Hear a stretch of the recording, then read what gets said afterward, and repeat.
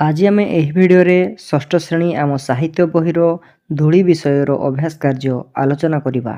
एक नंबरटी कहिछि उत्तर कुह। क नंबरटी कहिछि धूलिकणा निजकु कौन बोली कहुछि। आंसर धूलिकणा निजकु समग्र विश्व रे अति सान बोली कहुछि। ख नंबरटी कहिछि धूलिकु केउ मानको पाद पीड़ा दिए। आंसर धूलिकु पृथ्वीर समस्त जीवजंतु को पाद पीड़ा दिए। ग नंबरटी कहिछि धूली किभଳି भावरे पृथ्वी उपरे पड़ी रहिछि। आंसर धूली निर्विकार भावरे पृथ्वी उपरे पड़ी रहिछि। घ नंबरटी कहिछि विश्वजीवଙ୍କ विषୟରେ धूली कौन कहिछि। आंसर विश्वजीवଙ୍କ विषୟରେ धूली कहिछि जे परिशेषरे सेमाने ता बुकुरे मिसंती। तापरे ओ नंबरटी कहिछि सृष्टिर आरंभ दिनरु धूलिकणा कौन देखुछि। आंसर सृष्टिर आरंभ दिनरु धूलिकणा सकल अभियान देखुछि।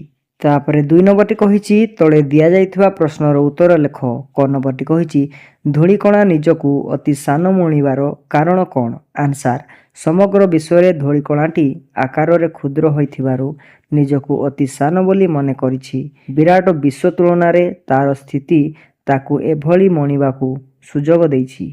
ख नंबरटी कहिछि निर्विकार भावरे धूलिकणा कौन सहे। आंसर निर्विकार भावरे धूलिकणा समस्त जीवजंतु मानकर पाद पीड़ाकू सहे।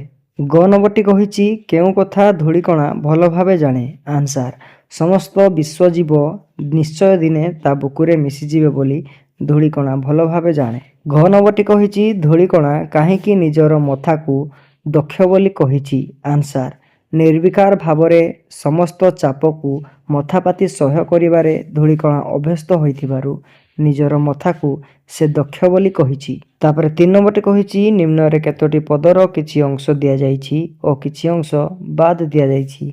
संपूर्ण पद लेख। क नंबरटी हेबो जीवजंतु सबुरी पाद पीड़य नीति मते निर्विकार तथापि मुहि पड़िछि धरा पथे। ख नंबरटी हेबो एतिकी जाने विश्वजीव मिसई मोर बुके। ग नंबरटी हेबो सृष्टि दिनु देखिछि बसी सकल अभिजान आकाश तले धूलिकणा मु विश्वे अति सान। तापरे 4 नंबरटी कहिछि सरल भाषा रे बुझाई लेख। क नंबरटी कहिछि जीवने मोर नाही तो केबे का साथे अभिमान।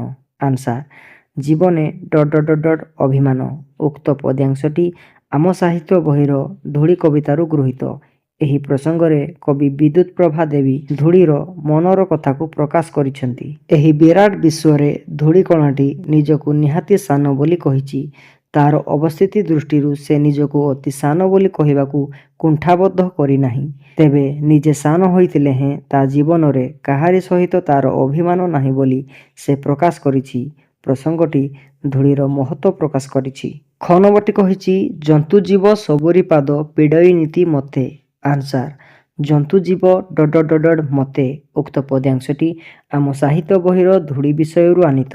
एही प्रसंगरे कवि विद्युत प्रभा देवी धूलीर सहिष्णुता गुणर परिचय देइछंती। धूलिकणाटी निजर अवस्थिति दृष्टिरु विश्वरे अति सान बोली निजकू कहिछि। तेबे ताहार काहारी सहित किछि अभिमान नाही। प्रतिदिन से जीवजंतु मानक पाद पीड़ाकू सह्य करी निर्विकार भावरे पथरे पड़िथाए। निहाती सान हेले हें धूलिकणार सहिष्णुता गुण ताकू महान करिछि। प्रसंगटी शिक्षामूलक। ग नंबरटी कहिछि जगते मोर किए जाय आसे दुखे अबा सुखे। आंसर जगते सुखे। उक्त पद्यांशटी आम साहित्य पुस्तकर धूली कवितारु आनीत। एही प्रसंगरे कवि विद्युत प्रभा देवी धूलीर उदार भावर परिचय देइछंती। निहाती सान हेले हें धूलिकणार काहारी साथीरे अभिमान नथाए। जीवजंतु मानक पाद पीड़ा सही से निर्विकार भावे पड़िथाए। जगतर दुख सुखरे ताहार किछि जाय आसे नाही। से अत्यंत उदार भावरे दुख और सुख को ग्रहण करे। प्रसंगटी शिक्षामूलक। घ नंबरटी कहिछि सकल चाप नेबारे सही दक्ष ए मो शिर। आंसर सकल शिर। उक्त पद्यांशटी आम साहित्य पुस्तकर धूली कवितारु आनीत। एही प्रसंगरे कवि विद्युत प्रभा देवी धूलीर सहनशीलतार परिचय प्रदान करिसंती। जगतर दुख सुख सहित धूलिकणा निजकू जड़ित करे नाही।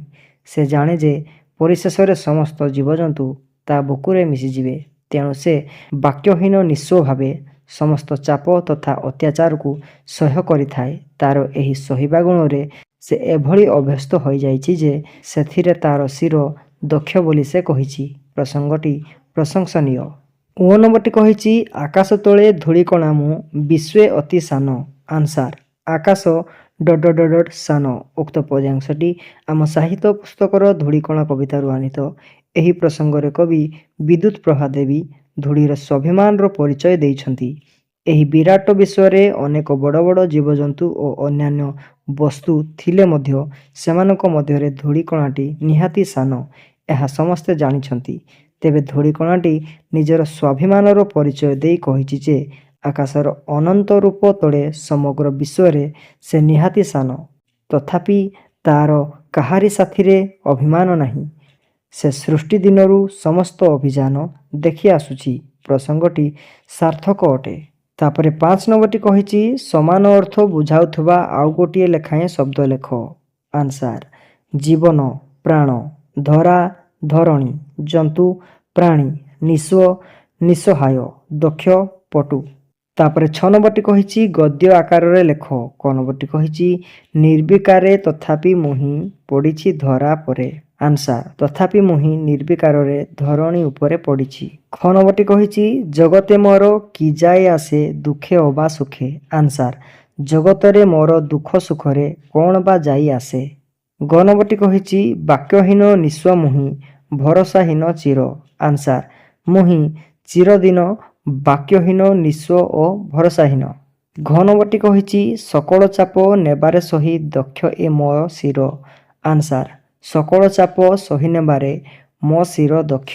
ତାପରେ 7 ନମ୍ବରଟି କହିଛି କ ସ୍ତମ୍ଭରେ ଥିବା ଶବ୍ଦର ଅର୍ଥ ଖ ସ୍ତମ୍ଭରୁ ବାହାର କରି ଖାତାରେ ଲେଖ ଓ କ ସ୍ତମ୍ଭର ପ୍ରତ୍ୟେକ ଶବ୍ଦକୁ ନେଇ ବାକ୍ୟ ଗଠନ କର। ଆନ୍ସାର ଚିର ସର୍ବଦା, ଶିର ମୁଣ୍ଡ, ଜଗତ ଦୁନିଆ, ନିଃସ୍ୱ ଯାହାର କିଛି ନାହିଁ। ବାକ୍ୟ ଗଠନ କରିବା ଏବେ ଚିର ଧନହୀନ ମାନେ ଚିର ଦୁଃଖୀ।